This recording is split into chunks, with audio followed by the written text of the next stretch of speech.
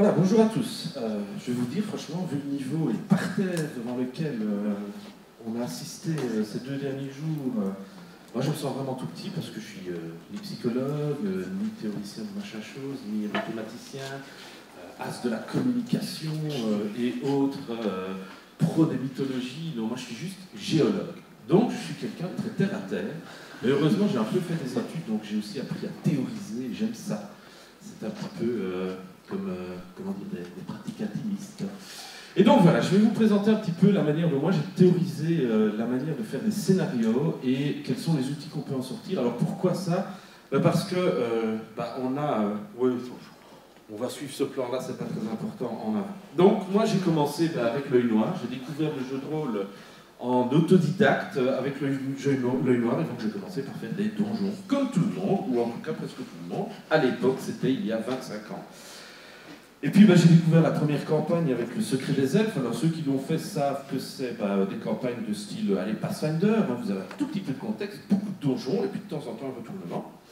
Et puis j'ai découvert le bac à sable en me lançant dans les légendes des contrées oubliées. J'ai pas utilisé le système que je trouvais pas super, j'ai utilisé en fait une mouture un peu améliorée de simulacre, merci Pierre Rosenthal. Et puis un jour j'ai découvert la boîte rouge de Dungeon World et puis tous ces jeux forgiens basés sur l'apocalypse et autres théories du jeu. Et je me suis dit, mais mince, ces gens proposent des outils qui, s'ils ne sont pas nécessairement nouveaux, puisqu'on entend et à répétition tant qu'on veut sur les forums qu'on a toujours fait comme ça, mais en fait ces gens-là, ils ont l'avantage de l'avoir écrit noir sur blanc et d'avoir permis à des gens qui, pas nécessairement s'amusent à théoriser hors de rien, mais de se dire, ah tiens, il y a une réflexion, et ben moi, ça m'a titillé le cerveau et j'ai décidé d'en parler.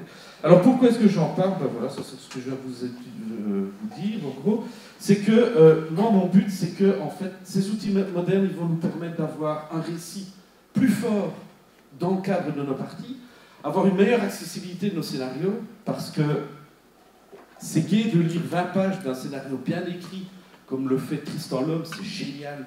À part que, quand on a fini un scénario de Tristan l'Homme, parfois on se dit, bon, par où on le joue, quoi. Comment on le joue, puisque le début est très bien écrit, et puis la fin part vraiment dans tous les sens, et donc c'est pas toujours facile.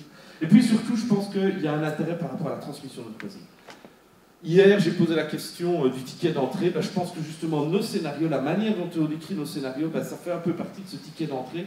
C'est-à-dire que le type qui veut se lancer dans ce jeu de rôle, il a besoin d'un scénario de base, il a besoin de ce fameux scénario d'introduction.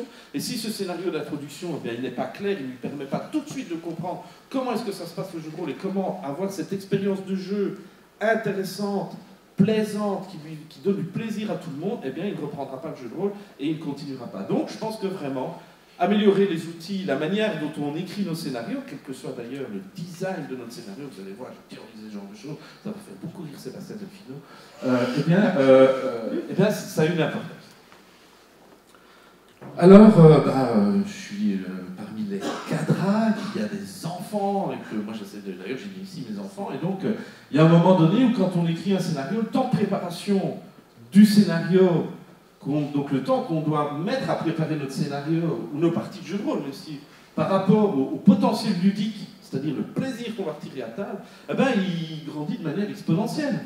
Donc quand vous commencez à imaginer votre scénario, grosso modo, vous n'utilisez pas de temps, enfin si vous utilisez un peu de temps de cerveau, mais généralement c'est un petit peu comme quand vous faites des mises à jour sur votre ordinateur, ça se passe derrière, et pas que ça ralentit un petit peu votre activité tous les jours, c'est pas très très grave. Et puis vous vous lancez dans un premier jet, vous jetez vos premières idées sur un papier, et ça va très vite, vous créez très vite beaucoup de potentiel ludique, parce que vous mettez tout de suite sur papier les forces de votre scénario. Et puis alors après ça, vous essayez d'écrire un peu un synopsis, quelque chose qui va vous permettre de structurer l'expérience de jeu en elle-même. Là, ça commence déjà à prendre du temps. Et puis alors après, si vous voulez commencer à faire un scénario complet que vous allez balancer sur Internet, voire encore pire, le publier, alors là, je ne dis pas le temps que vous allez perdre à ça, les relectures, les éditeurs, les illustrateurs, etc. Enfin, tout ça pour un potentiel ludique qui ne va pas nécessairement énormément grandir. Donc moi, je pense que grâce à des nouveaux outils de scénario, en tout cas ces fameux nouveaux outils que certaines personnes ont mis le doigt dessus, ont mis des mots dessus, parce que moi je ne suis pas nécessairement très doué avec les mots, je suis géologue, rappelez-vous, je ne suis pas linguiste, ce genre de choses. Je pense qu'il y a moyen justement de s'arranger pour que, en tout cas au départ, on puisse avoir un potentiel ludique qui va augmenter pour le même temps qu'on va consacrer à nos scénarios. Bon, là, j'ai déjà beaucoup trop parlé, alors il faut essayer de dire, il faut mettre en contexte, etc. C'est quoi un scénario? Moi, j'ai repris, j'étais voir dans le Larousse. Je me suis dit, bah, qu'est-ce qu'ils disent le Larousse? Un scénario, c'est un calvant, un plan, une scène, dans une pièce de théâtre, c'est ce genre de choses. C'est aussi un document qu'on écrit pour décrire un film qui sera tourné, etc. Enfin, bon, vous pouvez lire, j'ai pas besoin de le faire à votre place. Ce qui est intéressant, c'est que ces définitions, elles amènent un certain nombre de concepts. Un des concepts de découpage. Un scénario, c'est quelque chose qu'on découpe. C'est quelque chose qui a des éléments séparés. Il y a un phénomène de description. Ben oui, dans votre scénario, vous allez devoir décrire les intervenants, qu'ils soient des lieux, des personnages, même des événements. D'accord ? Et puis il y a du récit. Ah ouais, on essaie de raconter une histoire. Non, on fait du jeu de rôle, on essaie de raconter une histoire. Et puis alors, ben, il y a le déroulement. Pourquoi? Ben parce qu'une partie de jeu de rôle, ben, elle commence à un point A, elle va vers un point B. Alors on verra qu'il y a différentes routes qu'on peut suivre. Il y a des gens qui aiment bien le vol d'oiseaux, et puis il y a des gens qui aiment bien les choses un petit peu plus rapides. Je vais à gauche, à droite, je me promène, je profite de trucs. Oh, le paysage est beau, c'est sympa. Et puis il y a carrément les gens qui, je me plante au milieu, je sais pas où je veux, bon, par là, ça ira bien comme ça. Et puis il y a cette histoire, mais qui vient, là ça c'est plutôt nouveau, ça nous vient des gens qui font de la prospective, hein, donc des gens qui essaient de dire est-ce que ça sera ce futur, est-ce qu'on peut développer des scénarios pour ce futur? Ben, eux ils essaient de voir des prédictions. Et c'est fou parce que nous, dans nos scénarios de jeu de rôle, surtout de la manière dont on les écrit à l'heure actuelle, on n'arrête pas de dire et si nos personnages font ça? Et si nos personnages font ça? Et si ils torturent l'Ewok? Eh ben, s'ils torturent l'Ewok, eh ben, on fait une prédiction par rapport à ce qu'ils font.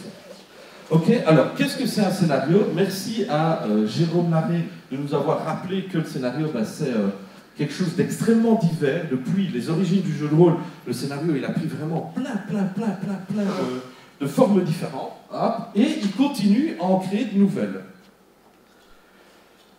Donc, dans un scénario, quels sont les éléments constitutifs, quelles sont les choses qu'on va retrouver quasi toujours dans un scénario et qui, en tout cas, vont nous permettre de dire à un moment donné ben, quels sont les outils qu'on doit développer pour améliorer ces scénarios? Ben, il y a une situation initiale. Qu'est-ce qui va se passer entre ces deux gars?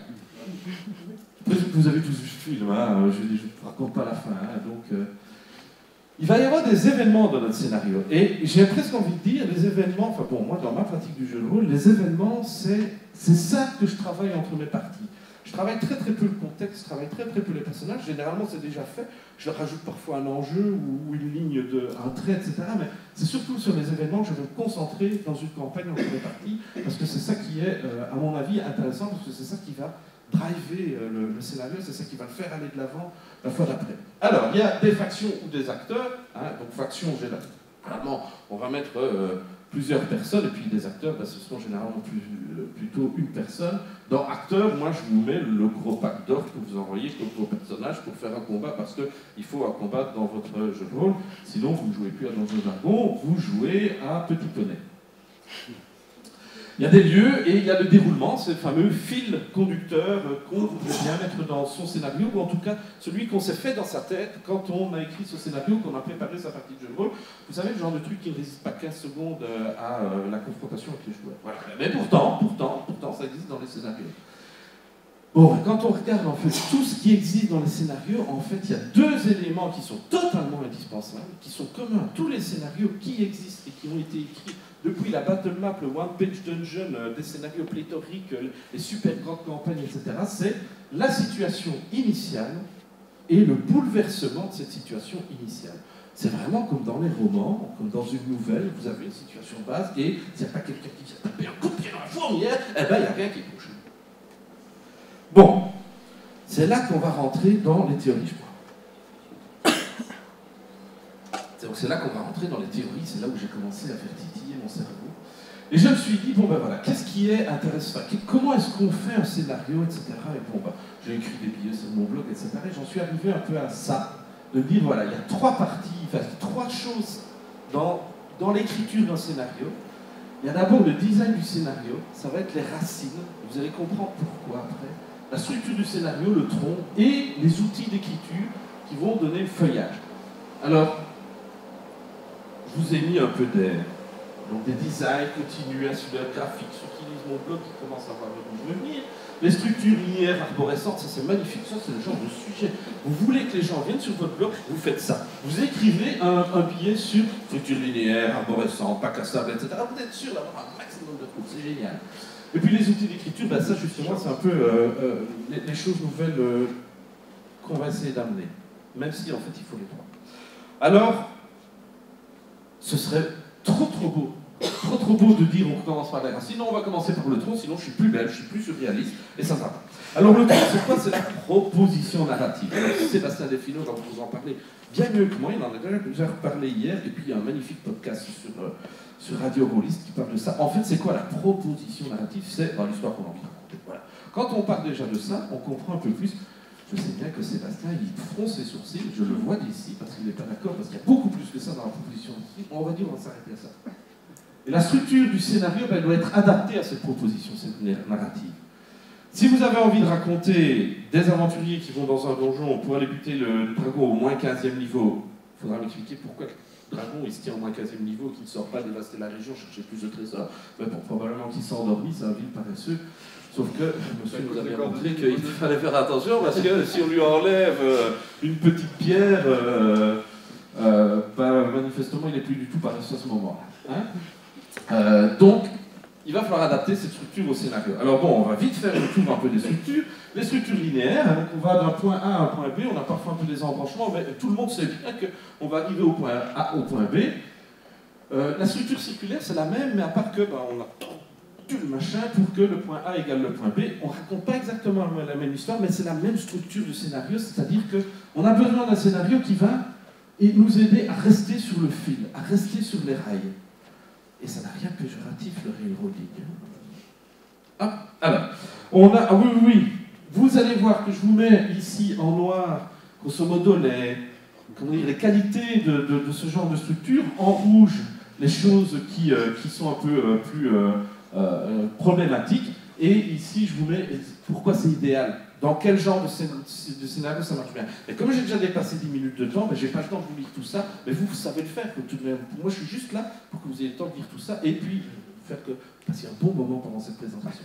Donc, après ça, ben, il y a la structure arborescente. La structure arborescente, ben, on part d'un début, et ce qui est intéressant dans la structure arborescente, c'est qu'en fait, c'est une structure qui permet d'insister sur les choix que font les joueurs.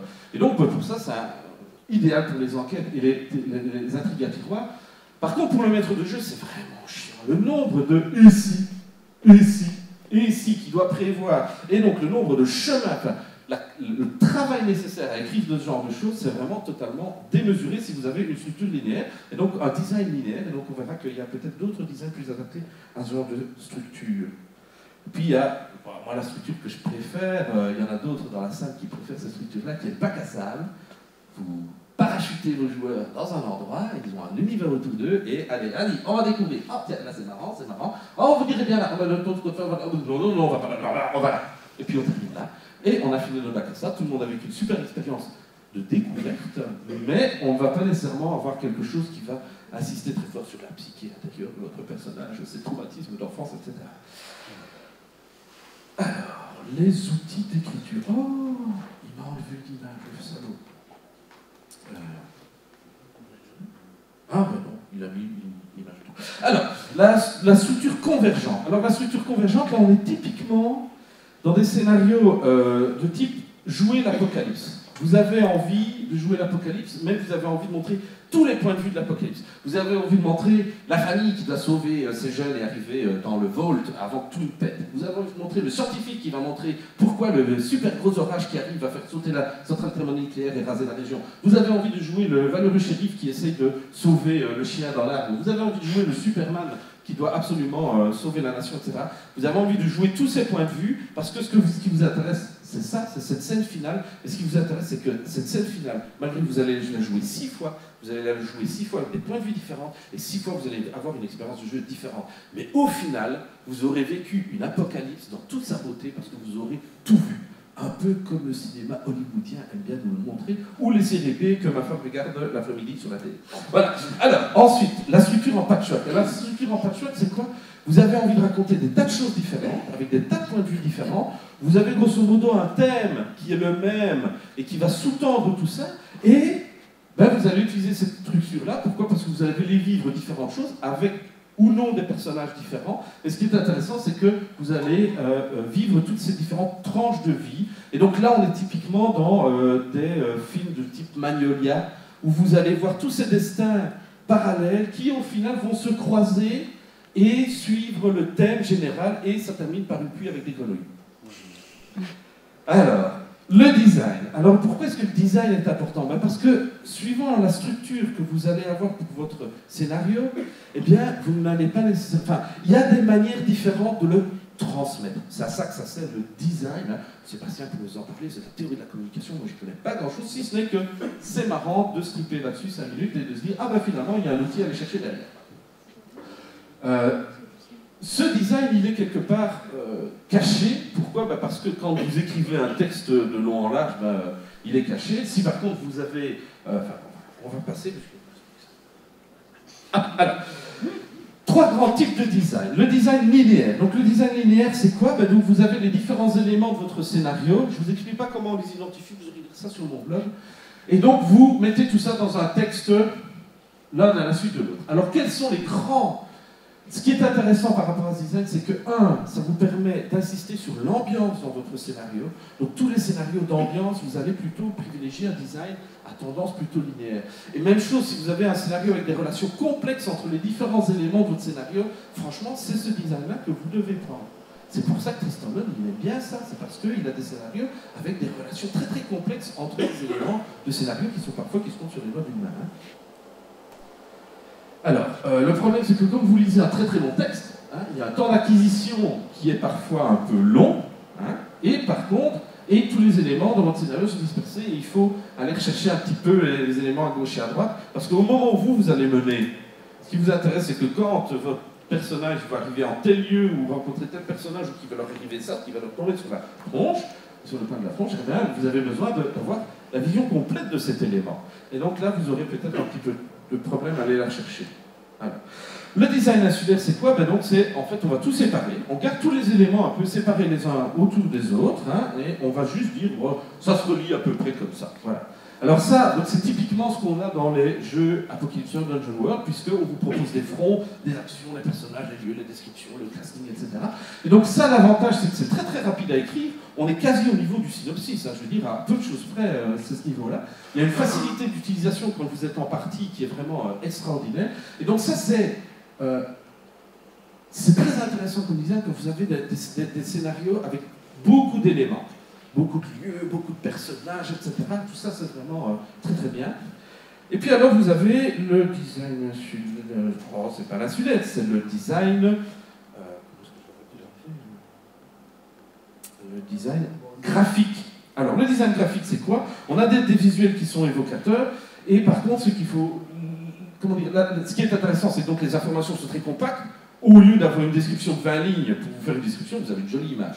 C'est vraiment sympa. Et puis alors, mais par contre, il faut une compréhension graphique de la manière dont tout ça va se mettre ensemble, parce que tout ça est montré de manière visuelle, avec des liens qui expliquent grosso modo les liens, et donc ça donne ce genre de choses. C'est très beau, mais par contre, il y a une difficulté d'approche, parce que, suivant la manière dont vous avez vous lancé dans ce design insulaire, votre cerveau va générer une perception du scénario et de l'histoire que vous pouvez en tirer qui va être un peu différente. Par contre, l'avantage, c'est que ça se résume sur une feuille A4 ou A3 devant vous, et donc quand vous êtes en partie, c'est vraiment facile. Mais par contre, vous allez être limité par rapport au nombre d'éléments que vous allez pouvoir montrer, par rapport à l'ambiance que vous allez pouvoir passer. Bon, alors, comment est-ce que tout ça se met ensemble?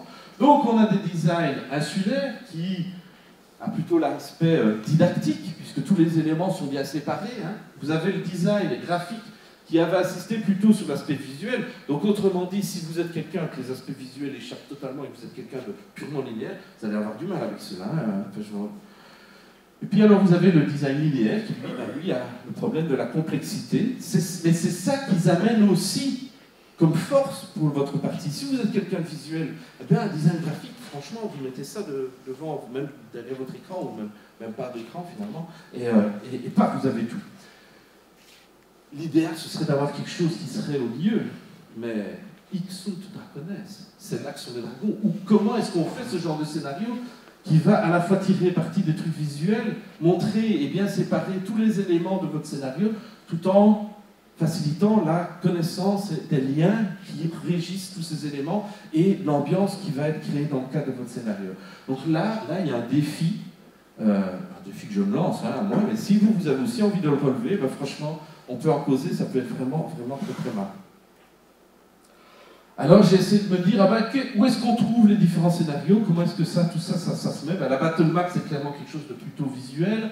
Le design infographique, hein, comme le truc que je vous ai montré, là, avec les éléments un peu les uns à côté des autres, etc. Ben, ça, on est clairement entre le visuel et l'insulaire. Les fronts à la Dungeon World, les bacs à sable sont généralement quelque chose qui est plutôt comment dire, insulaire, parce que vous décrivez les lieux, vous décrivez les personnages, vous décrivez les factions, pas toujours d'ailleurs les relations qu'il y a entre eux. Et puis alors, bon, ben, voilà, les structures continues, les structures arborescentes se trouvent plutôt du côté complexe, quoique pour moi la structure arborescente, elle a intérêt à se rapprocher de l'insulaire pour clarifier clairement les choses. Pourquoi? Parce qu'à partir d'un moment, dans une structure arborescente, les liens entre les différents éléments de votre scénario sont importants, mais par contre aussi, vous allez avoir besoin de pouvoir les décrire et les utiliser, les ramener en jeu quand vous en avez besoin. Alors le feuillage, vite, vite, vite, parce que je vais dépasser le temps. Alors, c'est quoi? C'est l'usine, c'est le moteur de votre scénario. Alors ça va permettre de quoi? Ben, poser les enjeux, ça c'est un premier outil. Les enjeux, comment est-ce qu'on pose nos enjeux?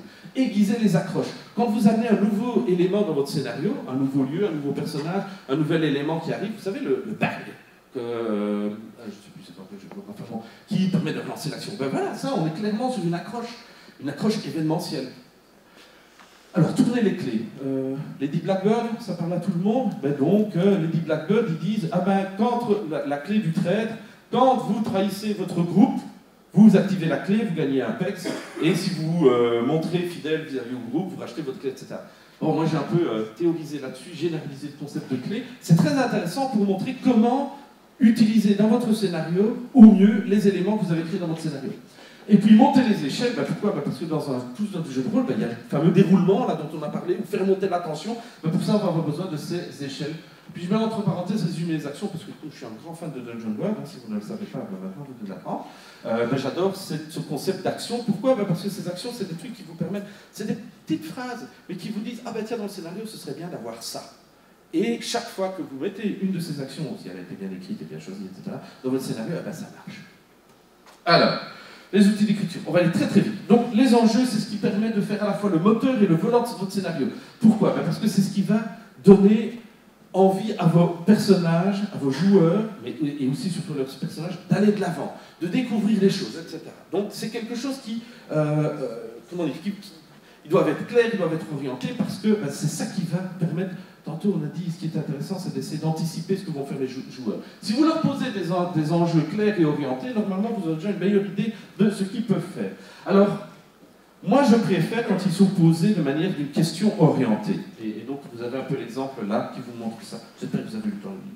On doit avancer, on y va. Alors, les accroches. Donc, les accroches, c'est chaque fois que vous avez un élément, ben, vous allez avoir envie, puisque vous avez créé un élément, vous avez le temps de le faire, vous avez envie qu'il soit utilisé dans le jeu. Et l'accroche, elle sert à ça. Elle sert à ce que votre élément ne soit pas inutile. Si votre groupe de personnages rencontre un PNJ qui est important dans le cadre d'un bac à sable, n'importe quel, de l'enquête, etc., il faut qu'ils s'y intéressent. Ils ne peuvent pas le laisser à côté, sinon ben, il y a tout qui tombe. Enfin, il n'y a pas tout qui tombe à terre, mais votre scénario commence à prendre des rails et à dévier vers les réseaux capillaires, vous ne savez pas très bien où. Et donc ça sert à ça, les accroches, c'est que quand vous avez un événement, ben, c'est un bang, il faut absolument que les gens se raccrochent et aient envie de prendre le train en marche. Les clés, ben, donc c'est ces fameux guides d'utilisation.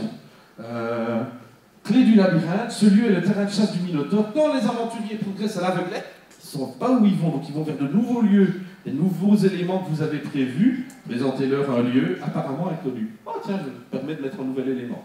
Sinon, montrez-leur que le Minotaure s'est lancé à leur poursuite. Oh, on fait monter la tension. Voilà, ça sert à ça, de faire des clés.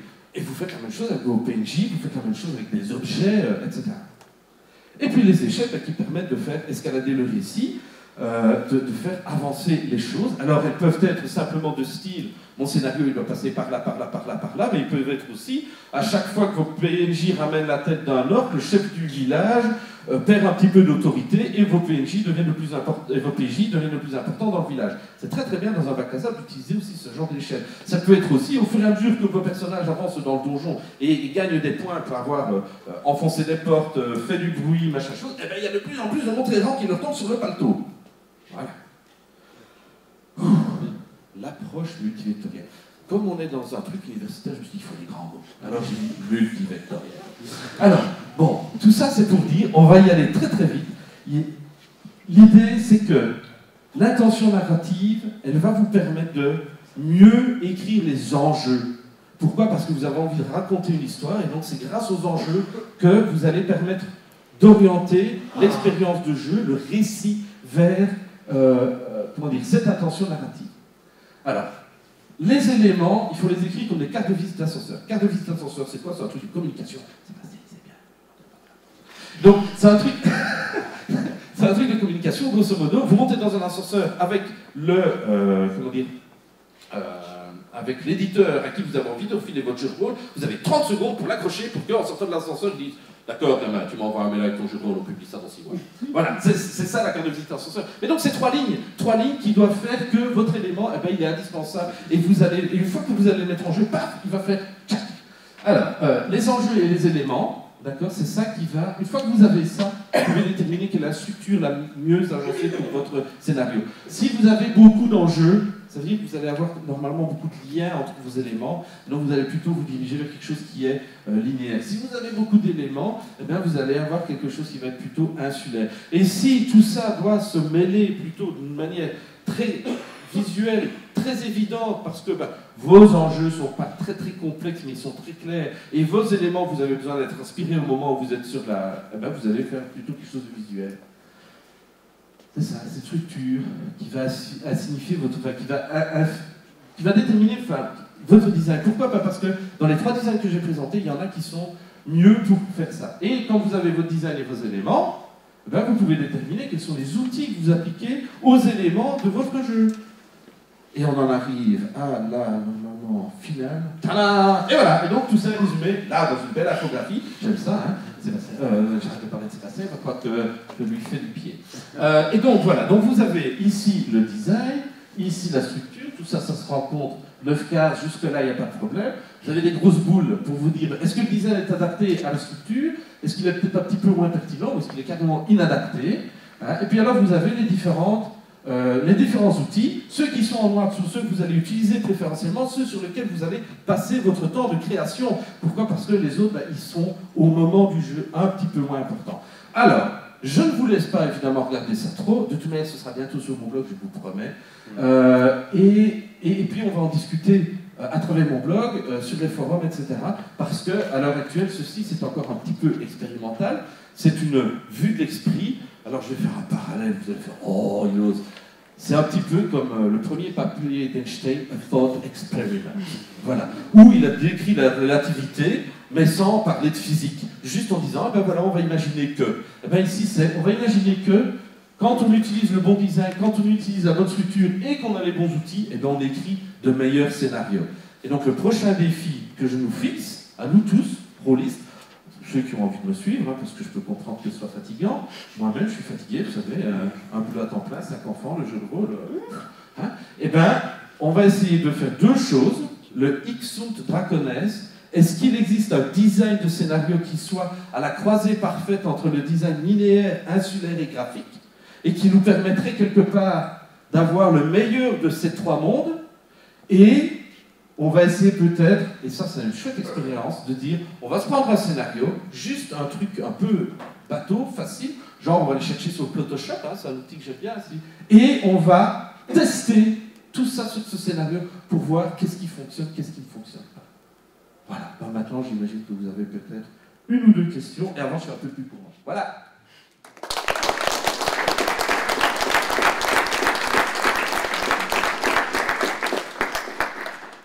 Alors on a le temps pour 1 ou 2 questions.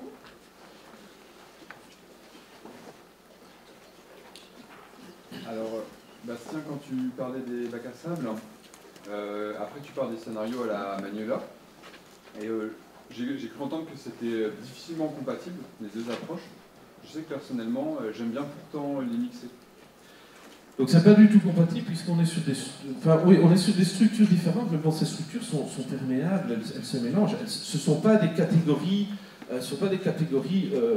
fixes, ce pas des boîtes, c'est une taxonomie en fait. Hein. Ça, je peux parler, je suis géologue, moi j'en ai bouffé de la taxonomie. Mais donc, grosso modo, on essaie de déterminer des grandes classes, mais on se rend bien compte qu'entre tout ça, il y a des mélanges. C'est un peu comme quand je montre le fameux graphique avec les 3 types de design et montrer, bah oui, tout ça, ça peut se mélanger, et au mieux, qu'est-ce qu'il y a? Mais c'est pareil avec les structures. Je ne l'ai pas fait parce que, bon, comme il y en avait 5, ça devenait tout de suite graphiquement un petit peu plus compliqué.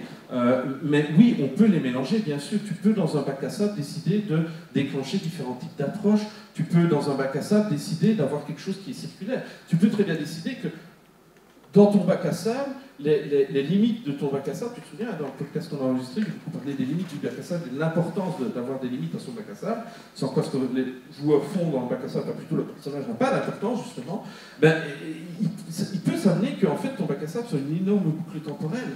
Tu vois, donc tu peux mélanger ces structures-là, mais là, tu as une intention narrative qui généralement va aller au-delà du simple scénario.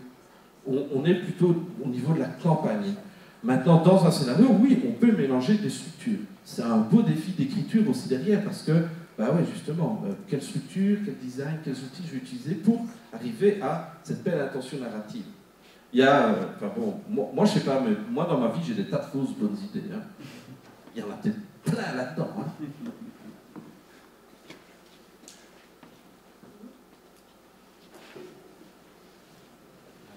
Typiquement, tu as dit que tu aimais beaucoup Dungeon World. La question que je vais te poser, c'est est-ce que tu penses que parmi les différentes designs, différentes architectures que tu proposes, il y en a qui sont plus adaptés à certains jeux qu'à d'autres? Est-ce que le jeu peut t'aider à faire des scénarios rapidement et efficacement comment est-ce que le jeu auquel tu joues vient perturber toute la théorie? Enfin, perturber, aider, modifier, quoi. Comment est-ce que ça s'inscrit là-dedans? Je vais avoir un peu de mal à répondre à ça parce que depuis maintenant, on va dire grosso modo, depuis que je suis père, ça fait quand même maintenant 11 ans, j'ai arrêté de jouer à des jeux de rôle dont le livre de base dépasse, on va dire, la limite de 100, 150 pages. Voilà. Pourquoi? Parce que j'ai plus le temps de les lire. Je veux dire, comme je disais, hein, j'ai mon boulot, j'ai mes 5 enfants, j'ai mon activité complémentaire, je fais du jeu de rôle, il faut pas vous imaginer. Hein, je veux dire, j'ai une vie palpitante, souvent un peu fatigante. Mais voilà, donc à l'heure actuelle, les jeux avec lesquels je joue, c'est Tranchons et Traquons, c'est Mini Donjon. Je ne sais pas si vous connaissez Mini Donjon dans l'Endure, c'est une petite perle, mais ça vaut vraiment la peine d'être découvert. C'est Dungeon World, bien sûr, d'autres jeux propulsés par l'Apocalypse, Tribulus, etc.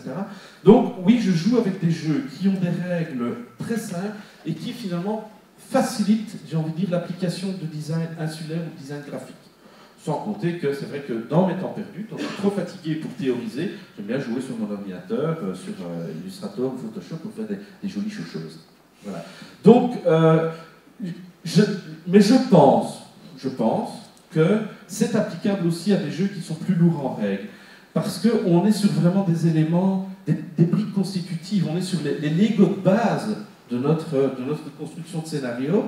Et puis, comment tu présentes le plan de ton scénario? Donc, comment tu présentes le type qui doit faire le beau Millennium Falcon en Lego 2664 pièces, 15 heures de travail, eh bien, comment est-ce que tu lui présentes le plan pour faire son Millennium Falcon? Est-ce que tu parles de la pièce A pour arriver à la pièce 2664? Ou est-ce que tu divises tout ça en différents éléments qu'à la fin tu rassembles? Ben voilà, c'est de ça dont on parle. Donc, mais je pense que la grosse différence, elle va être au niveau de la préparation des statistiques.